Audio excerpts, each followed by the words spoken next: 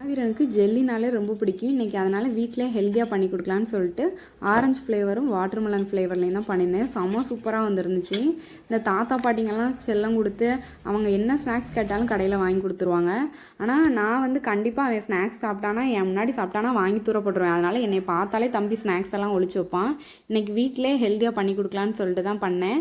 ஒரு super market போயிருக்கும்போது அகர் வாங்கிட்டு வந்திருந்தேன். அதில் வந்து கொஞ்சமாக தண்ணி ஊற்றி நல்லா கொதிக்க வச்சுட்டு இனிப்புக்கு மட்டும் தேவையான அளவுக்கு கொஞ்சமாக சுகர் ஆட் பண்ணி கரைச்சி விட்டுட்டு அந்த நம்ம எடுத்து வச்சிருந்த ஜூஸையுமே போட்டு மிக்ஸ் பண்ணியாச்சு. அப்புறம் அந்த மோல்டுக்காக வந்து நான் அந்த ஃப்ரூட்ஸோட தோலை எடுத்து வச்சுருந்தேன்.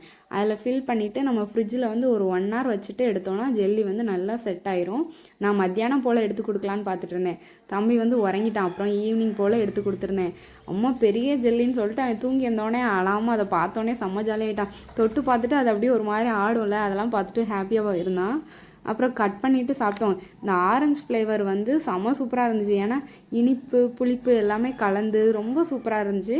வாட்டர்மெலனுமே நல்லா இருந்துச்சு. எனக்கு வந்து ஆரஞ்சு ஃப்ளேவர் ரொம்ப பிடிச்சிருந்துச்சி.